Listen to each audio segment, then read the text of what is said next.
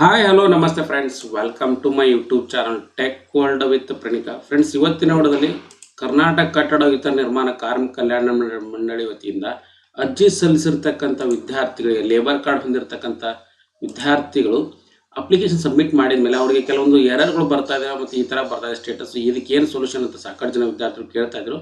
So ಹಾಗಾಗಿ ವಿಡಿಯೋದಲ್ಲಿ ಸಂಪೂರ್ಣ ಮಾಹಿತಿ ತಿಳಿಸ್ಕೊಡ್ತಾ ಇದ್ದೀನಿ. ತಪ್ಪು ಸ್ಕಿಪ್ ಮಾಡೋದಕ್ಕೆ ನೋಡಿ. ಹಾಗೆ ನಿಮಗೆ ಇಷ್ಟ ಆದರೆ ಒಂದು ಲೈಕ್ ಮಾಡಿ, ಶೇರ್ ಮಾಡಿ, ಸಬ್ಸ್ಕ್ರೈಬ್ ನೋಡಿ. ಫ್ರೆಂಡ್ಸ್, ಈಗ ಯಾರು ಓದ್ತಾ ಇದಾರಲ್ಲ ಅವ್ರ ತಂದೆ ತಾಯಿಗರು ಏನಪ್ಪ, ಅವರು ಲೇಬರ್ ಕಾರ್ಡ್ ಹೊಂದಿದ್ರೆ ಅಥವಾ ಕಟ್ಟಡ ನಿರ್ಮಾಣ ಕಾರ್ಮಿಕ ಕಲ್ಯಾಣ ಮಂಡಳಿ ವತಿಯಿಂದ ಲೇಬರ್ ಕಾರ್ಡ್ ಹೊಂದಿರತಕ್ಕಂಥ ಅವರ ಮಕ್ಕಳಿಗೆ ಏನಪ್ಪಾ ಅಂದ್ರೆ, ಇಬ್ಬರು ಮಕ್ಕಳಿಗೆ ಫಲಾನುಭವಿಗಳಿಗೆ ಏನಪ್ಪಾ ಅಂದ್ರೆ ಕಲಿಕಾ ಭಾಗ್ಯ ಶೈಕ್ಷಣಿಕ ಸಹಾಯಧನ ಯೋಜನೆಗಳಿಗೆ ಅರ್ಜಿ ಸಲ್ಲಿಸಲಿಕ್ಕೆ ಅವರ ಅರ್ಜಿನೂ ಕೂಡ ಆಹ್ವಾನಿಸಿದ್ದಾರೆ ಮತ್ತು ಅರ್ಜಿ ಸಲ್ಲಿಸಲಿಕ್ಕೆ ಎಲಿಜಿಬಿಲಿಟಿ ಇರ್ತಾರೆ. ಸೊ ಅರ್ಜಿ ಸಲ್ಲಿಸಿದ ಮೇಲೆ ಅಮೌಂಟ್ ಯಾರಿಗೆ ಬರುತ್ತೆ? ನಾವು ಆಲ್ರೆಡಿ SSP ಮುಖಾಂತರ ಅರ್ಜಿ ಸಲ್ಲಿಸಿದ್ವಿ ಅಂತ ಸಾಕಷ್ಟು ಜನ ವಿದ್ಯಾರ್ಥಿಗಳು ಕೇಳ್ತಾ ಇದ್ರು. ಸೊ ಅರ್ಜಿ ಸಲ್ಲಿಸಿದ ಮೇಲೆ ಅವರ ತಂದೆ ತಾಯಿಗಳ ಅಕೌಂಟ್ಗಳು ಯಾರು ಲೇಬರ್ ಕಾರ್ಡ್ ಮಾಡಿಸಿದಾರಲ್ಲ, ಈಗ ಸಪೋಸ್ ಸ್ಟೂಡೆಂಟ್ ಏನು ಲೇಬರ್ ಕಾರ್ಡ್ ಮಾಡಿಸ್ಕೊಂಡು ಅವ್ನು ಓದ್ತಾನೆ, ಅವ್ನು ಮಾಡ್ತಾ ಇದ್ದಂದ್ರೆ ಅವನಿಗೆ ಅವ್ರ ಅಕೌಂಟ್ಗೆ ಜಮಾ ಆಗುತ್ತೆ. ಇಲ್ಲ ಅವ್ರ ತಂದೆ ತಾಯಿ ಇದ್ದರೆ ತಂದೆ ತಾಯಿ 100% ಆಗಿ ಅವ್ರ ತಂದೆ ತಾಯಿಗಳು ಇರ್ತಾರೆ ಜಾಸ್ತಿ ಜನ. ಸೊ ಅವ್ರ ತಂದೆ ತಾಯಿ ಲೇಬರ್ ಅಕೌಂಟ್ಗೆ ಆಧಾರ್ ನಂಬರ್ನ ಲಿಂಕ್ ಮಾಡಿರೋದ್ರಿಂದ ಏನಾಗುತ್ತೆ ಅಂದ್ರೆ ಅವ್ರು ಆಟೋಮೆಟಿಕ್ಲಿ ಅವ್ರ ಅಕೌಂಟ್ಗೆ ಏನಪ್ಪಾ ಅಂದ್ರೆ ಅಮೌಂಟ್ ಜಮಾ ಆಗುತ್ತೆ. ಫ್ರೆಂಡ್ಸ್, ಅವರ ಅಕೌಂಟ್ಗೆ ಜಮಾ ಆಗ್ಬೇಕಿತ್ತಪ್ಪ ಅಂದ್ರೆ ಕೆಲವೊಂದು ಎರರ್ಗಳು ಬರ್ತಾ ಇದೆ ಅಂದ್ರೆ ಸಾಕಷ್ಟು ಜನ ವಿದ್ಯಾರ್ಥಿಗಳು ನೀವು ನೋಡಿ ಹೆತ್ತವರ ಮಾಹಿತಿ ಆಡ್ ಮಾಡ್ಕೊಂಡ್ಮೇಲೆ ಕೆಲವೊಂದು ಡೌಟ್ಸ್ಗಳು ಇದ್ದು ವಿದ್ಯಾರ್ಥಿಗಳದ್ದು. ಅದು ಏನು ಡೌಟ್ಸ್ ಅಂತ ನೋಡಿ ತೋರಿಸ್ತಾ ಇದ್ದೀನಿ. ಮೊದಲನೇದಾಗಿ ನೋಡಿ ಫ್ರೆಂಡ್ಸ್, ಇಲ್ಲಿ ಕ್ಲಿಯರ್ ಆಗಿ ತೋರಿಸ್ತಾ ಇದ್ದೀನಿ. ನಾನು ಬ್ಯಾಕ್ವರ್ಡ್ ಕ್ಲಾಸ್ ವೆಲ್ಫೇರ್ ಡಿಪಾರ್ಟ್ಮೆಂಟ್ ಇಂದ ಅವ್ರು ಅರ್ಜಿ ಸಲ್ಲಿಸಿರ್ತಾರೆ. ಬಟ್ ಅದೇನು Karnataka building and other construction workers ನಲ್ಲಿ ಅವರು ಒಂದು ಎರರ್ ಬಂದಿದೆ ಅಂದ್ರೆ ಪೇರೆಂಟ್ ಆಧಾರ್ ಡೀಟೇಲ್ಸ್, ಇಲ್ಲಿ ಪೇರೆಂಟ್ ಆಧಾರ್ ಡೀಟೇಲ್ಸ್ಗಳು ಬಂದಿದಾವೋ ಅಥವಾ ಇಲ್ಲ ಅಂತ ಕ್ಲಿಯರ್ ಕಟ್ ಆಗಿ ಅವರು ಕೇಳ್ತಾ ಇದ್ರು. ಸೊ ಈ ಪೇರೆಂಟ್ ಆಧಾರ್ ಡೀಟೇಲ್ಸ್ ಅವೈಲೇಬಲ್ ಇತ್ತಂದ್ರೆ ಮಾತ್ರ ಏನಪ್ಪಾ ಅಂದ್ರೆ ಅವ್ರ ಅಕೌಂಟ್ಗೆ ಹೋಗುತ್ತೆ. Parent Aadhaar trading status yes ಇರಬೇಕಾಗುತ್ತೆ, ಅವಾಗ ಮಾತ್ರ ಅವ್ರ ಪೇರೆಂಟ್ ಅಕೌಂಟ್ಗೆ ಹೊಂದುತ್ತೆ ಅಂತ ಕ್ಲಿಯರ್ ಕಟ್ ಆಗಿ ಹೇಳ್ತಾ ಇದ್ದೀನಿ. ಯಾಕಂದ್ರೆ ಸಾಕಷ್ಟು ಜನ ಕೇಳ್ತಾ ಇದ್ರು, ಸರ್ ನಮ್ಮ ಅಕೌಂಟಿಗೆ ಬರುತ್ತೆ ತಂದೆ ತಾಯಿ ಅಕೌಂಟ್ಗೆ ಬರುತ್ತೆ ಅಂತ. ತಂದೆ ತಾಯಿ ಅಕೌಂಟ್ಗೆ ಬರುತ್ತೆ ಫ್ರೆಂಡ್ಸ್. ಹಾಗಾಗಿ ನೀವು ತಂದೆ ತಾಯಿ ಅಕೌಂಟ್ಗೆ ಸಪೋಸ್ ಏನಾದರೂ ಬ್ಯಾಂಕ್ ಅಕೌಂಟ್ಗೆ ಆಧಾರ್ ನಂಬರ್ ಲಿಂಕ್ ಇಲ್ಲ ಅಂದ್ರೆ ಲಿಂಕ್ ಮಾಡಿಸ್ಬೇಕಾಗತ್ತೆ. ಇದು ವೆರಿ ಇಂಪಾರ್ಟೆಂಟ್. ಇಲ್ಲ ಅಂದ್ರೆ ಅವ್ರ ಅಕೌಂಟ್ಗೆ ಬರೋದಿಲ್ಲ. ನೋಡಿ 25,000 ರೂಪಾಯಿ ಸ್ಕಾಲರ್ಶಿಪ್ ಬಂದಿದೆ. ಈಗ ಆಲ್ರೆಡಿ ವಿದ್ಯಾರ್ಥಿ ನಾನು ತೋರಿಸ್ಕೊಡ್ತಾ ಇದ್ದೀನಲ್ಲ ಅಲ್ಲಿ.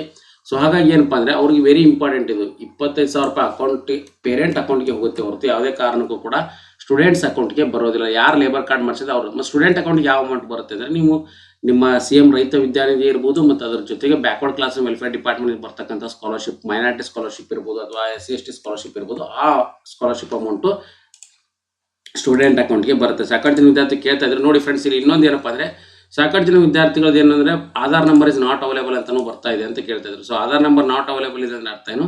ಸೊ ಆಧಾರ್ ಸೀಡಿಂಗ್ ಆಗಿಲ್ಲ ಅಂದ್ರೆ NPCI ಮ್ಯಾಪಿಂಗ್ ಆಗಿಲ್ಲ ಅಂತ ಅರ್ಥ. ಸೊ ಈ ತರ ಬಂದಂದ್ರೆ ನೀವು ಆಧಾರ್ ಸೀಡಿಂಗ್ನ ಮಾಡಿಸಲೇಬೇಕಾಗುತ್ತೆ. ಬ್ಯಾಂಕ್ ಅಕೌಂಟ್ಗೆ ಹೋಗಿ ಮ್ಯಾನೇಜರ್ಗೆ ನಿಮ್ಮ ಬ್ಯಾಂಕ್ ಅಕೌಂಟ್ ಆಧಾರ್ ನಂಬರ್ನ ಲಿಂಕ್ ಮಾಡಿಸಿ ಮೊಬೈಲ್ ನಂಬರ್ ಕೂಡ ಲಿಂಕ್ ಮಾಡಿಸಬೇಕಾಗುತ್ತೆ. ಇದು ವೆರಿ ಇಂಪಾರ್ಟೆಂಟ್.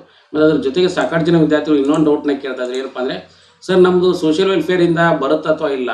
ಆಲ್ರೆಡಿ ಈಗ ಲೇಬರ್ ಕಾರ್ಡ್ ಬಂದಿದೆ, CM ರೈತ ಸೋಷಿಯಲ್ ವೆಲ್ಫೇರ್ ಇಂದ ಬರುತ್ತೆ 100% ಆಗಿ. ಸ್ಯಾಂಕ್ಷನ್ ಟು ಸ್ಟೂಡೆಂಟ್ಸ್ ಎಲ್ಲಾನು ಕೂಡ ಅಪ್ಡೇಟ್ ಆಗ್ತಾ ಇದಾವೆ.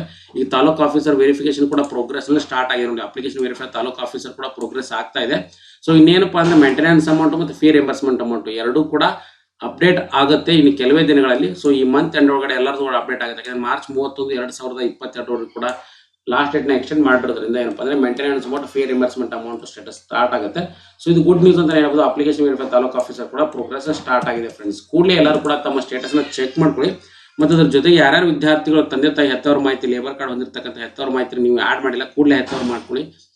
ಇಬ್ರು ಲೇಬರ್ ಕಾರ್ಡ್ ಹೊಂದಿದ್ರೆ ಯಾರೋ ಒಬ್ಬರದ್ದು ಆಡ್ ಮಾಡಿದ್ರು ಕೂಡ ನಡೆಯುತ್ತೆ ಫ್ರೆಂಡ್ಸ್. ಸೊ ಇದು ವೆರಿ ಇಂಪಾರ್ಟೆಂಟ್ ಅಪ್ಡೇಟ್. ಅದ್ರ ಜೊತೆಗೆ ನಿಮ್ಗೆ ಡೈಲಿ ನೀವು ಏನು ಮಾಡ್ಕೊಳ್ಳಿ, ಚೆಕ್ ಸ್ಟೂಡೆಂಟ್ ಸ್ಕಾಲರ್ಶಿಪ್ ಸ್ಟೇಟಸ್ ಅಂತ ಇದೆಯಲ್ಲ, ಸೊ ಅದನ್ನು ಕೂಡ ಚೆಕ್ ಮಾಡ್ಕೋಬೇಕಾಗುತ್ತೆ ಎವ್ರಿ ಡೇ.